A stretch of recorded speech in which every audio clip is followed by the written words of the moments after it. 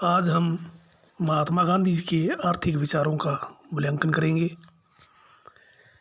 गांधी जी एक महान आध्यात्मिक पुरुष थे और राजनीति के समान ही अर्थव्यवस्था के संबंध में उनका विचार था कि सच्चा अर्थशास्त्र नैतिकता के महान नियमों के प्रतिकूल हो ही नहीं सकता है।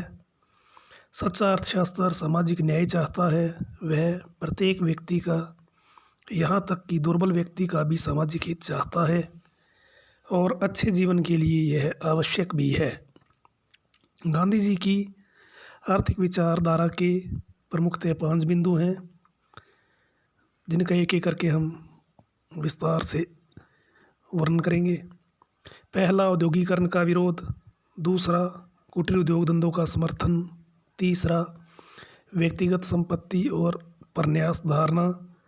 चौथा, अपरिग्रह का सिद्धांत। और पांचवा, वर्ग सहयोग की धारणा। पहला, औद्योगिकरण का विरोध। आर्थिक व्यवस्था के संबंध में अपनाए गए इसी नैतिक दृष्टिकोण के कारण गांधी जी के द्वारा औद्योगिक क्रांति और उसके परिणाम स्वरूप उत्पन्न केंद्रीकृत अर्थव्यवस्था का विरोध किया गया है।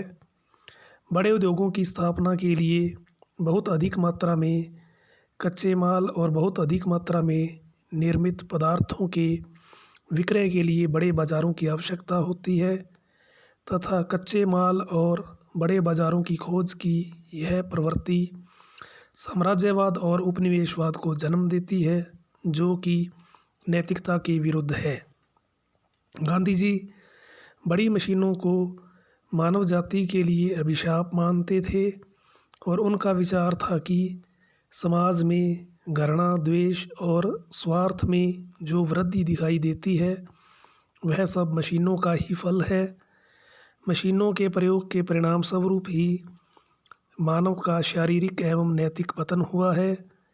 औद्योगिकरण के परिणाम स्वरूप धन थोड़े से व्यक्तियों के हाथ में केंद्रित हो जाता है और बहुसंख्यक वर्ग को अत्यधिक निर्धनता में अपना जीवन व्यतीत करना होता है। इस प्रकार औद्योगिकरण से शोषण को प्रोत्साहन मिलता है। औद्योगिकरण से बेकारी भी बढ़ती है, क्योंकि मानवीय श्रम का स्थान मशीनें ले लेती हैं।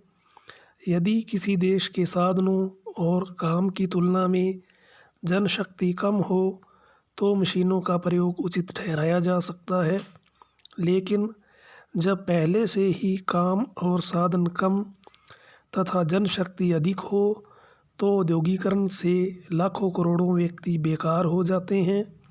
इन सब के अतिरिक्त औद्योगिकरण का एक दोष यह भी है कि केंद्रीकृत उत्पादन के परिणाम स्वरूप राजनीतिक शक्ति का भी केंद्रीकरण हो जाता है, जो लोकतंत्र और मानवीय स्वतंत्रता दोनों का ही शत्रु है। पर इससे यह मतलब नहीं लिया जाना चाहिए कि गांधी जी सभी प्रकार की मशीनों के प्रयोग के पूर्णतया विरुद्ध थे। मशीनों के प्रयोग के संबंध में उनका साधारण सिद्धांत यह था कि जो मशीनें सर्वसाधारण के हित साधन में काम आती हैं उनका प्रयोग उचित है। उदाहरण के लिए वे रेल, जहाज, सिलाई की मशीन और चरखा आदि के समर्थक थे, किंतु उनका विचार था कि विनाशकारी और मानव शोषण को प्रोत्साहित करने वाली मशीनों का प्रयोग सर्वदा त्याज्य समझा जाना चाहिए। दूसरा, कुटीर उद्योग धंधों का समर्थन। गांधी जी के द्वारा औद्योगिकरण का विरोध करते हुए कुटीर उद्योग धंधों पर आधारित एक ऐसी विकेंद्रित अर्थव्यवस्था का प्रतिपादन किया गया जिसके अंतर्गत प्रत्येक गांव एक आर्थिक इकाई के रूप में कार्य करेगा। वे खादी को भारत की राजनीतिक एवं आर्थिक समस्याओं का अमोघ हल मानते थे और उनके द्वारा आर्थिक क्षेत्र में स्वदेशी के विचार का प्रतिपादन किया गया। गांधी जी का विचार था कि प्रत्येक देश की अर्थव्यवस्था वहाँ की जलवायु, भूमि तथा वहाँ के निवासियों के स्वभाव को ध्यान में रखते हुए निश्चित की जानी चाहिए और इन बातों के आधार पर जहाँ तक भारत का संबंध है, भारत के लिए कुटीर उद्योग धंधों की व्यवस्था ही सर्वोत्तम है। तीसरा, व्यक्तिगत संपत्ति और परन्यास धारणा। महात्मा गांधी आर्थिक विषमताओं का अंत करने के पक्ष में थे, लेकिन वे आर्थिक समानता स्थापित करने के साम्यवादी ढंग से सहमत नहीं थे, जिसके अंतर्गत धनिकों से उनका धन बलपूर्वक छीनकर उनका सार्वजनिक हित में प्रयोग करने की बात कही जाती है। गांधी जी का विचार था कि हिंसात्मक होने के कारण साम्यवादी पद्धति उपयोगी नहीं हो सकती और पूंजीपति वर्ग को पूर्णतया नष्ट कर देने से समाज उनकी सेवाओं से वंचित रह जाएगा। इस संबंध में गांधी जी का विचार था कि यदि सत्य और अहिंसा के आधार पर सार्वजनिक हित के लिए व्यक्तिगत संपत्ति ली जा सके तो ऐसा अवश्य किया जाना चाहिए, लेकिन यदि धनिक वर्ग ऐसा करने के लिए तैयार न हो तो समय की संपत्ति के संबंध में उनके दृष्टिकोण में परिवर्तन किया जाना चाहिए। धनिकों के दृष्टिकोण में परिवर्तन के लिए महात्मा गांधी के द्वारा परन्यास सिद्धांत या ट्रस्टीशिप थ्योरी का प्रतिपादन किया गया था, जिसके अनुसार धनिकों को चाहिए कि वे अपने धन को अपना न समझकर समाज की धरोहर समझें और उसमें से अपने ऊपर जीवन निर्वाह मात्र के लिए खर्च करते हुए शेष धन समाज के हित के कार्यों में लगाएं। गांधी जी का कहना था कि जो धनिक ऐसा न करे उनके विरुद्ध भी शक्ति का प्रयोग न किया जाए, वरन अहिंसात्मक असहयोग और सत्याग्रह द्वारा उनका हृदय परिवर्तन करके उन्हें सत्य मार्ग पर लाने की चेष्टा की जाए। लेकिन यदि पूंजीपति परन्यासी के रूप में कार्य करने में नितांत असफल रहे तो शासन के द्वारा उनके उद्योग धंधों को अपने हाथ में ले लिया जाना चाहिए और उनका संचालन लाभ के लिए नहीं वरन मानवता के कल्याण के लिए किया जाना चाहिए।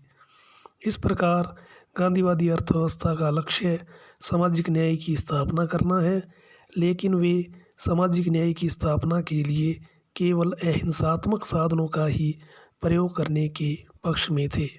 चौथा, अपरिग्रह का सिद्धांत। आर्थिक अन्याय और असमानता को दूर करने के लिए गांधी जी का एक अन्य विचार यह है कि जीवन में अपरिग्रह के सिद्धांत को अपनाया जाना चाहिए। गांधी जी का मत था कि प्रकृति समय उतना उत्पादन करती है जितना सृष्टि के लिए आवश्यक है, इसलिए वितरण का प्राकृतिक नियम यह है कि प्रत्येक केवल अपनी आवश्यकता भर के लिए प्राप्त करे और अनावश्यक संग्रह न करे। महात्मा गांधी मानवीय इच्छाओं की अत्यधिक वृद्धि से भी चिंतित थे और सादगी तथा संतोषपूर्ण जीवन को ही आदर्श समझते थे। पांचवा, वर्ग सहयोग की धारणा। आर्थिक क्षेत्र में गांधी जी का एक अन्य विचार वर्ग सहयोग की धारणा है। गांधीवाद साम्यवादी दर्शन की वर्ग संघर्ष की धारणा में विश्वास नहीं करता। गांधी जी का विचार था कि श्रमिक और पूंजीपति के हित परस्पर विरोधी नहीं होते वरन एक ही होते हैं और उनके द्वारा सामूहिक प्रयत्नों के आधार पर उद्योग के विकास का प्रयत्न किया जाना चाहिए। इस प्रकार आर्थिक क्षेत्र में गांधीवाद वर्ग सहयोग की धारणा का प्रतिपादन करता है। गांधी जी का विचार था कि पूंजीपति वर्ग को समाप्त करने के बजाय उसकी शक्ति को सीमित करना ही उपयोगी होगा और यह कार्य श्रमिकों को उद्योगों के प्रबंध तथा व्यवस्था में भागीदार बनाकर ही किया जा सकता है। इसके अतिरिक्त गांधी जी का विचार था कि यदि श्रमिक धनिकों के संपर्क में रहेंगे तो वे उनकी बुद्धि और चातुर्य से लाभ उठाकर अपनी प्रगति कर सकेंगे। इस संबंध में एक सुंदर उपमा देते हुए कहते हैं, नदी के किनारे रहने वाले व्यक्ति को उस व्यक्ति की अपेक्षा जो कि एक शुष्क रेगिस्तान में रहता है अन्न पैदा करने के अधिक अवसर प्राप्त होते हैं। इस प्रकार गांधी जी का मत था कि मानव जीवन का मूल मंत्र सहयोग है, संघर्ष नहीं, और मजदूर वर्ग पूंजीपतियों से अलग रहने की अपेक्षा उनके संसर्ग से अधिक लाभ उठा सकता है। ये थे गांधी जी के आर्थिक विचार।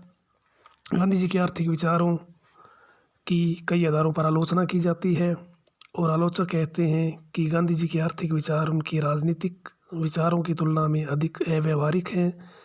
इस प्रकार की आलोचना के निम्न आधार हैं। सर्वप्रथम, गांधी जी के द्वारा औद्योगिकरण का जो विरोध और कुटीर उद्योग धंधों का जो समर्थन किया गया है, आलोचक उसे युग के नितांत विपरीत, अव्यावहारिक और अनुचित बताते हैं। आलोचकों के अनुसार वर्तमान समय में औद्योगिकरण या यंत्रीकरण को अस्वीकार करना रचनात्मकता के नियमों को ही अस्वीकार करना है। औद्योगिकरण ने कुछ राजनीतिक, सामाजिक, आर्थिक और नैतिक समस्याओं को अवश्य ही जन्म दिया है, लेकिन ये समस्याएं ऐसी नहीं जिन्हें हल नहीं किया जा सकता हो। जन सामान्य और समाज एवं राष्ट्र की आर्थिक स्थिति में सुधार के लिए हमें औद्योगिकरण को अपनाना ही होगा, इसका कोई विकल्प नहीं है। दूसरा, गांधी जी द्वारा आर्थिक समानता स्थापित करने के लिए संपत्ति के संबंध में जिस ट्रस्टीशिप के सिद्धांत का प्रतिपादन किया गया है, आलोचक उसे नितांत अव्यावहारिक बताकर उसकी आलोचना करते हैं। गांधी जी सोचते थे कि पूंजीपतियों के हृदय परिवर्तन से पूंजीवाद को समाप्त करने व आर्थिक समानता स्थापित करने का कार्य किया जा सकता है, लेकिन आलोचकों के अनुसार इस प्रकार का हृदय परिवर्तन कतई भी संभव नहीं है। ट्रस्टीशिप का सिद्धांत आर्थिक जीवन की जटिलताओं को न समझते हुए मानव की नैतिक शक्तियों में जरूरत से अधिक विश्वास करता है। इस संबंध में M.N. राय ने लिखा कि गांधी जी पूंजीवाद की निंदा करते हैं, परंतु उसे समाप्त करने को नहीं कहते। डिज़रायली की भांति वह उन्हें चीनी चढ़ाकर कड़वी गोली निगलने को कहते हैं। आलोचकों के अनुसार यदि पूंजीवाद की समाप्ति और आर्थिक समानता की स्थापना की जानी है तो यह कार्य उत्पादन के प्रमुख साधनों के राष्ट्रीयकरण के आधार पर ही संभव हो सकता है। ट्रस्टीशिप का सिद्धांत तो जन सामान्य के आर्थिक हितों की रक्षा का साधन बनने के बजाय पूंजीपतियों का रक्षा कवच ही बनकर रह जाता है।